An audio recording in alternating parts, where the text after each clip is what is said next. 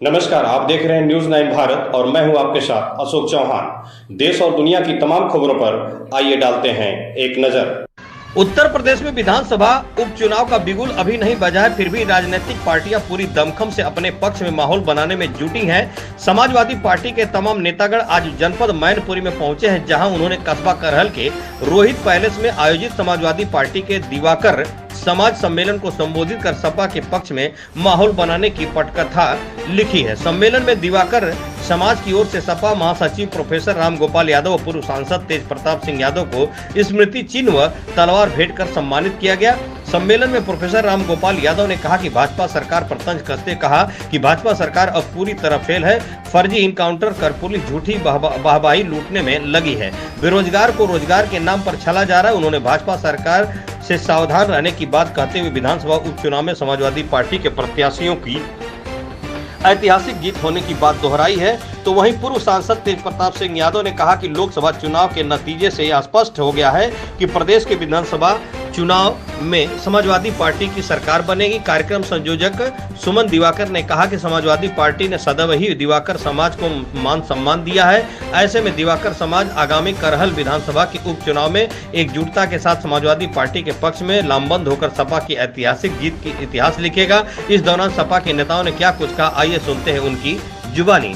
संवाददाता रामकिशोर वर्मा की खास रिपोर्ट। गठबंधन किस तरह का प्रदर्शन करता दिखाई दे रहा है? जीत रहा है हर जगह जीत हो रही है, जम्मू कश्मीर से हरियाणा तक। अच्छा, हरियाणा में जो चुनाव हुए हैं उसमें समाजवादी पार्टी को सीट नहीं मिली गठबंधन से। समाजवादी पार्टी कांग्रेस का समर्थन कर रही है। अच्छा, उत्तर प्रदेश में 10 सीटों में चुनाव होने वाले हैं, बाई इलेक्शन होने वाले हैं, उसको लेके गठबंधन किस तरह का निर्णय करेगा? कांग्रेस 5 सीटें मांग रही है। अरे वो मांगती रहेगी, वो अखिलेश जी और राहुल जी अपना तय कर लेंगे जितना जो लड़ना। गठबंधन के साथ ही चुनाव होगा ये माना जाए। उम्मीद है।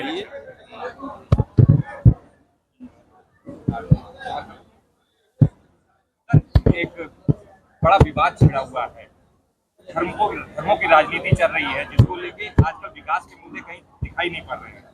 भाजपा की बात करें तो भाजपा बुलडोजर और एनकाउंटर को लेके बात कहती है और बोलती है कि सरकार जो अपराधियों का जो सॉल्यूशन है वो केवल भाजपा में है। इसको लेके आप क्या सोचते हैं? भाजपा ने तो समस्याएं पैदा कर दी, बेरोजगारी बेतहाशा बढ़ा दी, महंगाई रोक नहीं पा रहे। इन मुद्दों पर और आरक्षण को खत्म कर, इन मुद्दों पर कहीं बहस न हो, इसलिए वो दूसरे तरह की बात करते हैं।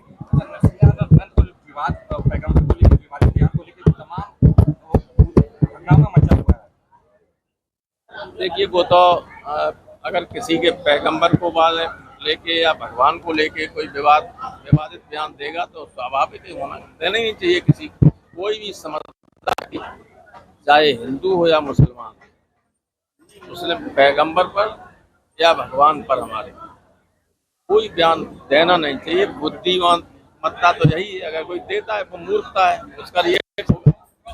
जब नेताजी ने हमेशा अंदेशा जताया है कि भारत को सबसे ज्यादा अगर खतरा है तो चीन के साथ है। आज ओवैसी ने बयान दिया है कि हिंदुस्तान के प्रधानमंत्री और मोहन भागवत मुसलमानों से डर रहे हैं, जबकि चीन 2000 किलोमीटर तक कब्जा कर।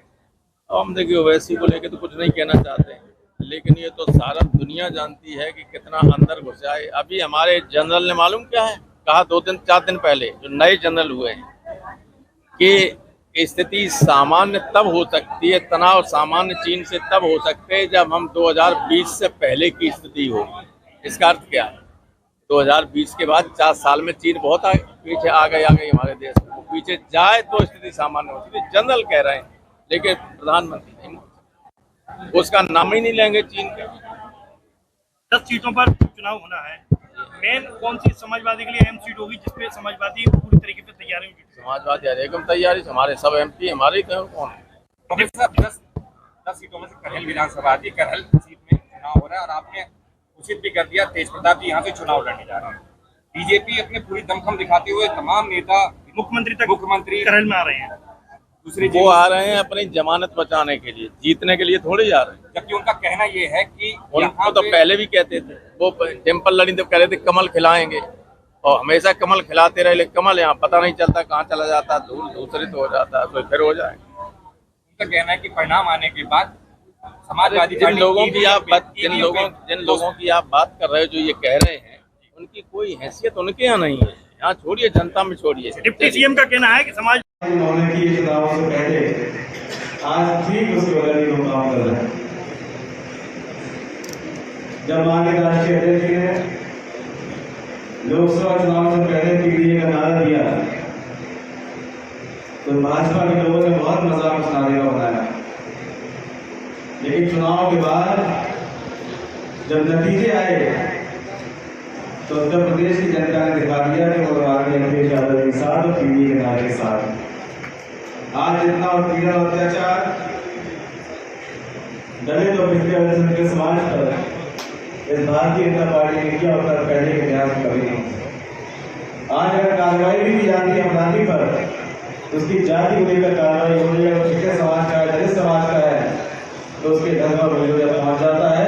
तो अगर योगी जी के समाज का है तो कहीं कोई कार्रवाई उसके ऊपर सरकार नहीं करती। गरीब लोग चाहे वो किसी उसमें सबके काम करते हो, कोई भी उनका पेशा हो, तो सबके लिए ऐसा काम किया। बाबा साहब अम्बेडकर ने जो संविधान बनाया था तो स्पष्ट रूप से व्यवस्था की थी कि दलितों, आदिवासियों को। यहाँ खबरों का सिलसिला कभी नहीं थमता। सिर्फ और सिर्फ बने रहिए न्यूज़ 9 भारत पर। अब चाहूंगा इजाजत। नमस्कार।